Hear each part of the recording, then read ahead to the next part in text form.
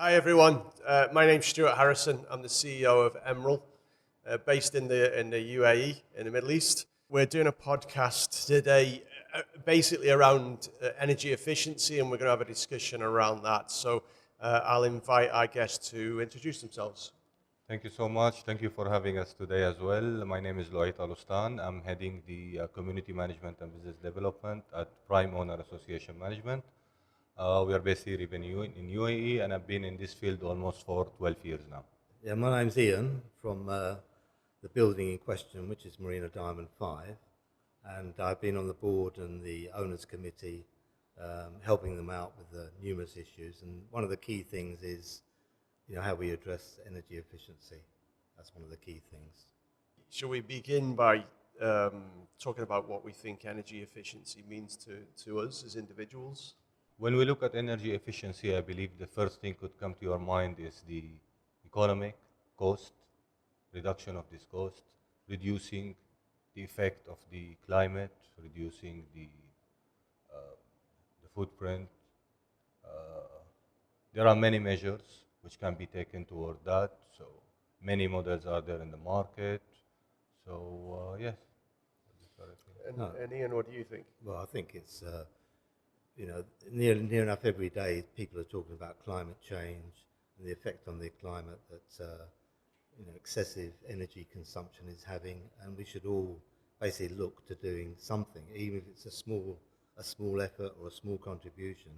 But if we can actually prove that we're doing something that's of some value, then why not everybody else join in, and we can all play a part in actually helping to reduce basically energy consumption, and so we all get better value for money and helping the environment. That's the most important thing. So I think what I tend to try and do is steer away from the cliches of like climate and climate change, because I don't even want to get into the argument, but there are various viewpoints around that. And I think for me, it just makes common sense if we use less energy, because it uses less resources. It uses, you talked about financial elements, it's less manpower. It's generally a good thing if you can use less resources. It makes absolute common sense. And I think traditionally around the world, and different parts of the world are of course developing in different timescales, but I think traditionally around the world, energy's been cheap, relatively cheap. And I think this part of the world now is actually realizing that energy is becoming to be expensive. And I think that's the main driver towards energy efficiency, because prior to that, the percentage of your income or your expenditure for a building that you would spend on energy was actually relatively little. It's now becoming much bigger, and people are getting more interested in that. So I'm fine with people coming at it from some people come at it purely from a climate change aspect, and that's fine. That's all good. I was in the Alps. I was climbing Mont Blanc actually, and it's very clear on the rock strata face. You can see where the glacier has receded. So there can be no denial that the planet is heating up, certainly in some places.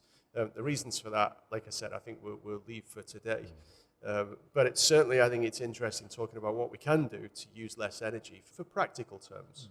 Oh yeah, for sure. I mean, certainly the board and the committee, and working with Louay as well, we've been actually monitoring our daily consumption for the last 8 or 9 years now.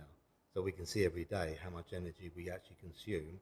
And then when we look at the figures and the numbers at the end of each month, when we get the bills, we sort of turn around and say, well, how can we reduce this? What efforts can we make to bring that down, and basically save money for everybody, save money for the owners, but still at the same time keeping the building cool and being efficiently managed. That's the challenge. Agree 100%.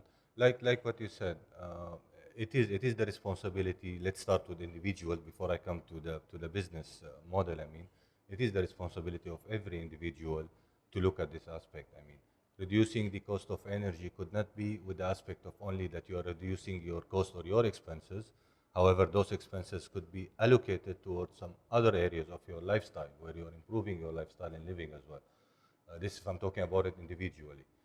When it comes to business models, yes, us as a community managers, let's speak about Marina Diamond 5 now, definitely applying all the energy saving measures there reduces the cost, on the due expenses, it reduces the cost on the maintenance of those assets, it reduces the manpower required for them as well once you have all the monitoring systems in place.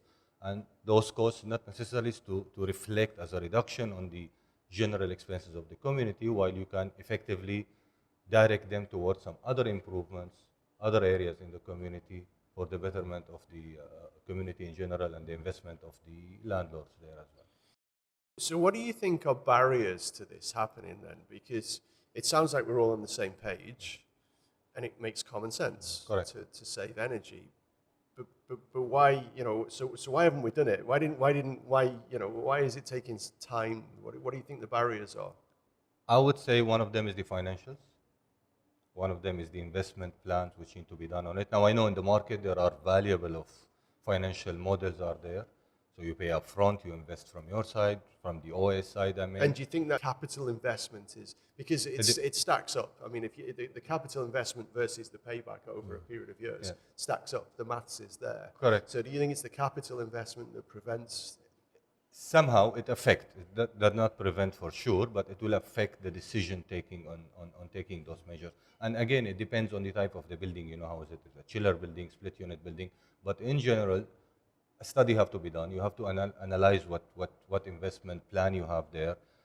There is an ROI, something have to be paid back in return when you're doing an investment. So yes, we have some models from some companies would come with an investment plan to enhance on those lifespan of those assets. So you have to do this comparison between what you are getting in return throughout the years.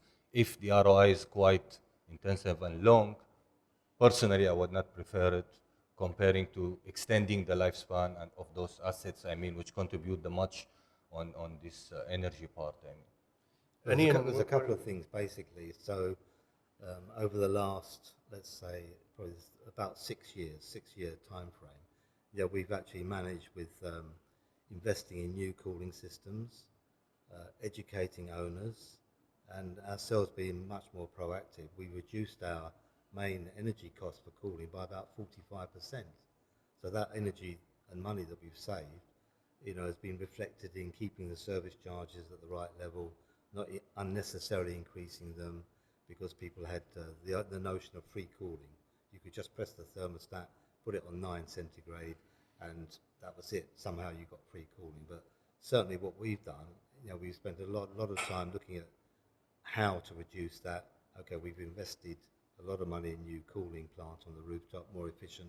We increased the capacity, and now, of course, with the new energy-saving contract, we have a huge appreciation of the servicing of these units. These units don't service themselves; they need servicing, once, twice, 3 times a month, whatever, to keep on top of it. Otherwise, if you don't manage these cooling plants properly, the cost comes back to you later on with a significant amount of money to find to replace them. Well, I think that's been a traditional kind of problem that we've suffered with. So I remember 10 years ago when I was the technical director for Emrill and I wasn't the COE, and I was trying to convince people to engage in energy performance contracts.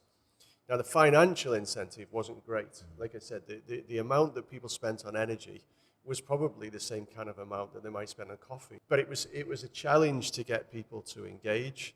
And I remember one particular building where my argument basically came down to, it's better for the planet if we use less energy. And even that didn't get me anywhere. So I found significant barriers to entry to implement these things. Now, I think there is sometimes a clear argument to save money, but sometimes it actually costs money to save energy. But I think it's still something that you should do. I mean, that often centers around people's kind of motivation is if we do this, we'll save money if we turn the lights off. There are certain energy initiatives and certain different methods of producing energy that are actually more expensive, but I still think they should be pursued because it's, I want my grandchildren to live in a cleaner environment. And that's why I'm always interested in the barriers to entry. So, I think we've already kind of answered it part of the way, but I think the things that we're talking about and engaging in today, we could have engaged in 10 years ago.